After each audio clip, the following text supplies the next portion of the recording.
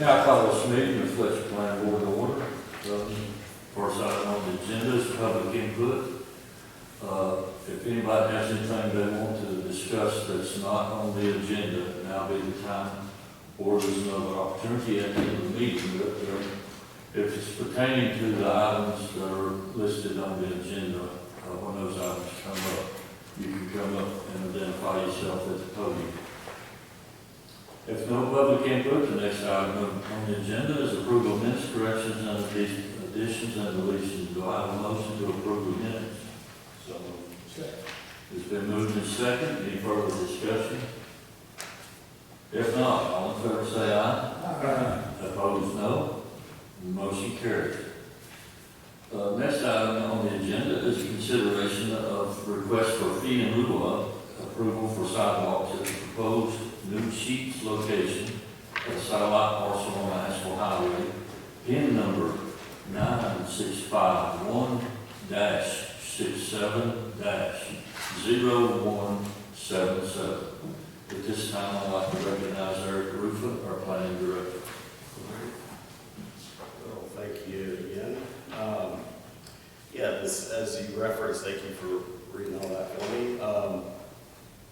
Still on the Sheets location, the Land Development Code gives the Fletcher Planning Board the authority, the deciding authority on matters concerning the fee in lieu of requests for sidewalks. And basically what that is we typically have a requirement for a new sidewalk along the commercial street frontage such as this.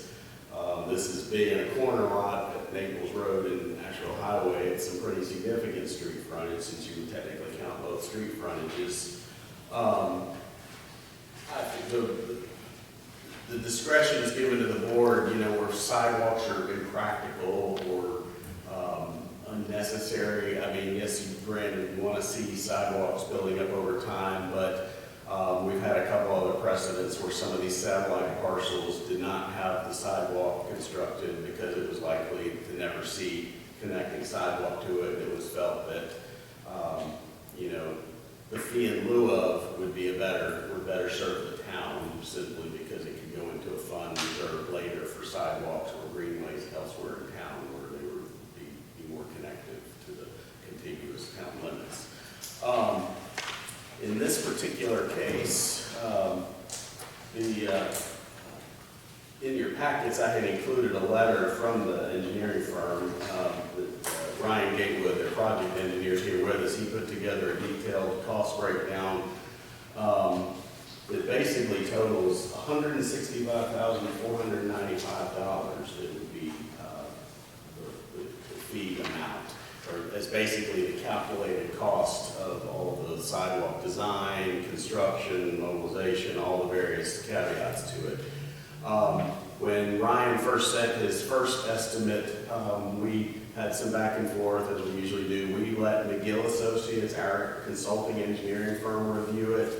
After a little bit more tweaking, the figure that's proposed before you tonight was agreed upon. So this was reviewed by our town engineer, who is in agreement with the current fee amount that's in front of you. And basically, I can invite either Wes or Ryan to come up to comment as they need to. But the gist again is that there was not likely to see any DOT project down here involving sidewalks along this stretch of Highway 25.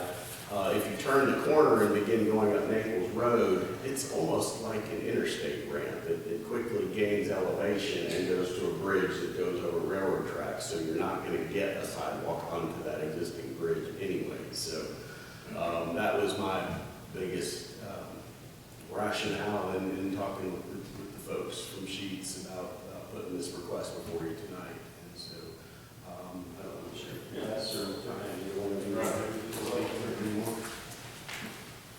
Yeah, thank you again, board members. Exactly what Eric said, in looking at the site plan on Naples Road, the elevation and the destination of that road and where our sidewalk would ultimately terminate just didn't really allow for it to be able to be constructed, not only from an ADA access standards, but also just from a safety standpoint of where it was headed to that bridge where there's no pedestrian access. And on the actual highway side of our frontage. We actually got feedback from the DOT that because there are no other pedestrian facilities there that we would be able to connect to, it was more of a safety concern from them to have the sidewalk there that didn't go anywhere. So that's the reasoning and the rationale from our side behind why we're asking for the fee in lieu. And Ryan is here as well. He's our civil engineer on the project, so if you have any questions for him. Yeah, absolutely. Y'all have any questions? Just, Eric, just one question on, I mean, the one statement about that money goes into a fund, is that mandatory for the city, or can they take that money and do other things with it? By ordinance, it was specific to sidewalks or greenways. It's not like anything that goes into the general fund. The town has a greenway master plan, it has a bike pedestrian plan approved by council. A fund such as this, and I won't go into specifics because I don't know but a hypothetical use for a fund like this is we're getting ready to do a planning grant, or we're getting a planning grant for a section of greenway extension that hopefully will serve to tie into seeking federal funding for the large part of future construction of it, but there will be a match requirement by the town if we ever got that kind of grant money.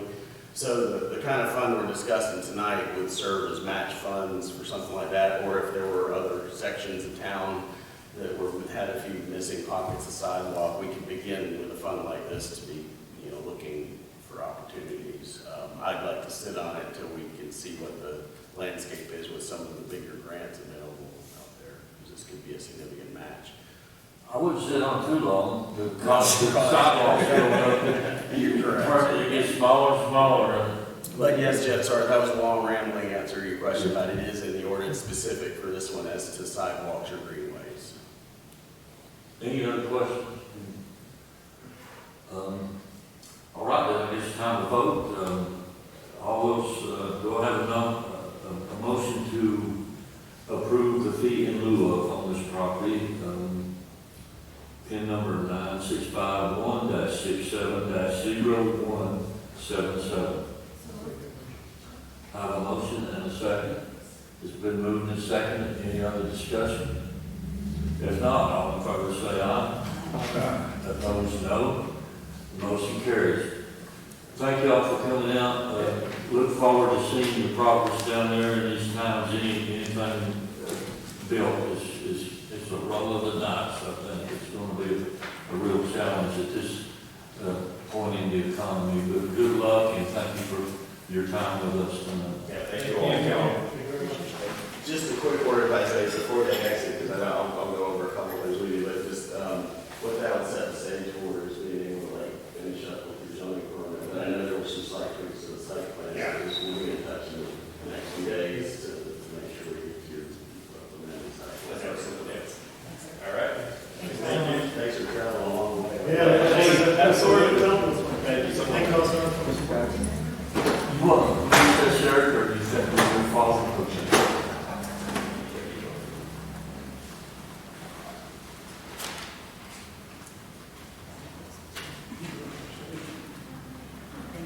How are you doing?